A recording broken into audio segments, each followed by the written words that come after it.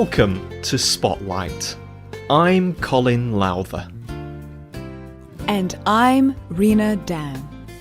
Spotlight uses a special English method of broadcasting. It is easier for people to understand, no matter where in the world they live.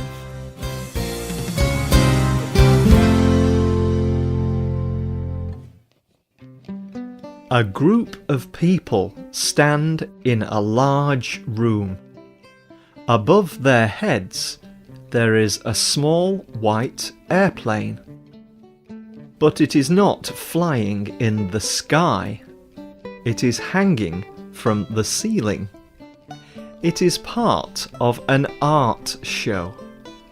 Other art hangs on the walls. There are many pictures of women. Some are wearing green clothes that cover their whole body. The women are pilots. They fly airplanes. This art show is at San Diego State University in the United States. It is part of a meeting about women's rights. It is called Seize the Sky. All the art is by Simone Aberg Kern. She is an artist from Denmark. Today's spotlight is on the work of this artist. Simone's first artwork was about the air and the sky.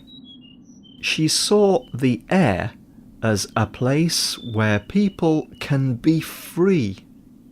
She produced paintings and videos to represent this freedom. Simone began to think that this freedom was especially important for women. She had heard about women who had flown airplanes in World War II. So for her next project, she decided to talk to these women. She wanted to produce art about their lives.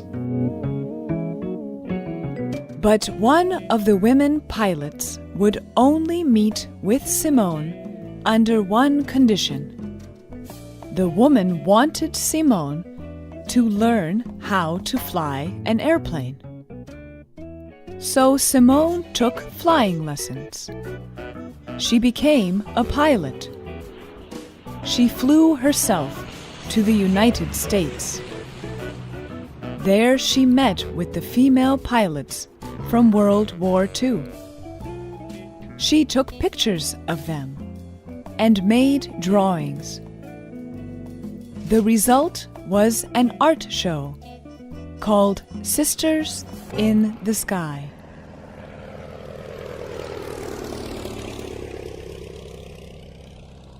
Simone loved flying. While flying, she felt free from the limits of land. And she believed this feeling was important for all women. She travelled around the world to meet other female pilots. She made a film about the first female pilot in Iran. Simone also spent time with female fighter pilots in Turkey. She took their pictures and included them in another art project. She put many photographs together to make interesting images. Then, a few years later, Simone was reading a Danish newspaper. She read a story about a 16-year-old girl in Kabul, Afghanistan. The girl's name was Farial. Farial's story gave Simone an idea for her next project. Simone told Cinema Netherlands about the story she read. The story begins with a girl in Kabul, just out of Taliban rule. She comes to school, and her wish for the future is to fly. I read about it and decided to test it. At least she should have a chance to try to fly an airplane. So in September 2002, Simone flew a small airplane from Denmark to Kabul, Afghanistan. She travelled with another pilot, Magnus Bejmar. Their airplane was very old and small. Simone told the television show Wide Angle about the difficulties of the journey. There are so many, it is hard to tell them all. Generally, weather plays a large part in relation to the challenge of flying in any country. This is especially true when flying in the Hindu Kush of Afghanistan. We were not very sure of the airplane's performance as we reached heights up to 12,000 feet. It was also difficult to get permission to fly. Airplane pilots must tell people on land about their plans to fly. But in 2002, Afghanistan was at war. This area of the sky was very controlled. The authorities were not permitting any airplanes in the sky. But Simone wanted to show that the sky can be free. Simone and Magnus faced many troubles on their flight. It was difficult for them to find fuel. They had to talk to many people for permission to fly or land their airplane. But they met many people along the way who were willing to help them.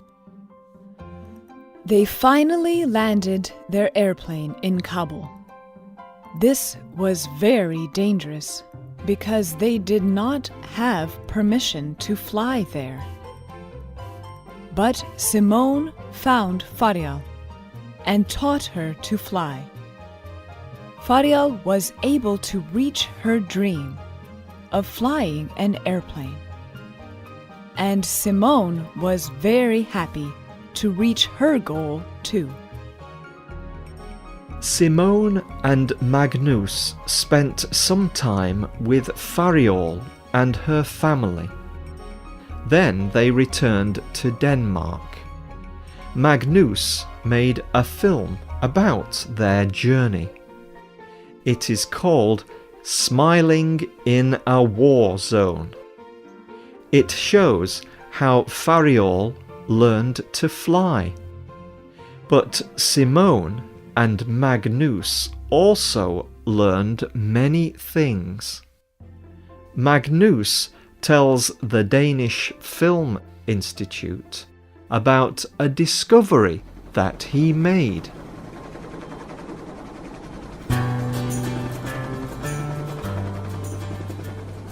As it turns out, there are already 2 sisters in Afghanistan who are helicopter pilots. We came to Afghanistan with a completely developed idea.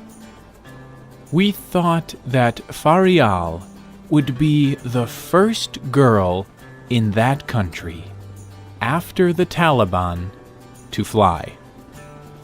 Here we come with our artistic ideas and our dreams, and they are already flying.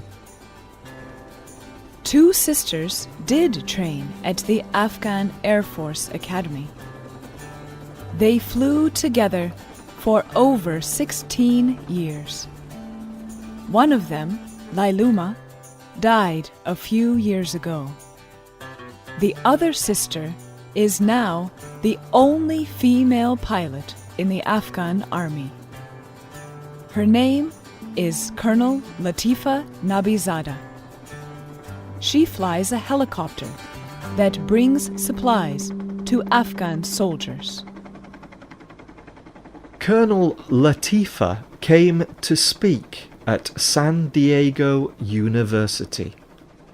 She was part of the meeting about international women's rights. Simone Aberg-Cairns' art show, Sees the Sky, was also part of this meeting. First, people saw the videos and art about female pilots. Then they listened to Colonel Latifa tell her story. The US Air Force reports that at the meeting, Colonel Latifa said, "I am very happy to attend. It is a good opportunity for me to share my experiences with other women. I am very happy that I can participate as a woman pilot. I am proud for me and for my country and for Afghan Air Corps." Above Colonel Latifa, the small airplane hangs from the ceiling. It is the airplane that Simone and Magnus flew to Afghanistan. Farial flew the same airplane in Kabul. Colonel Latifa is encouraging girls like Farial to one day become pilots.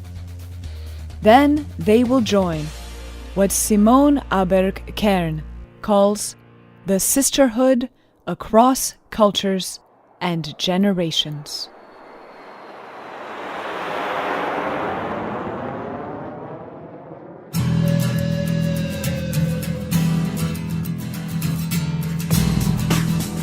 The writer and producer of this program was Rena Dam. The voices you heard were from the United States and the United Kingdom. All quotes were adapted for this program and voiced by Spotlight. You can listen to this program again and read it on the internet at www.radioenglish.net. This program is called Sisters in the Sky. We hope you can join us again for the next Spotlight program. Goodbye.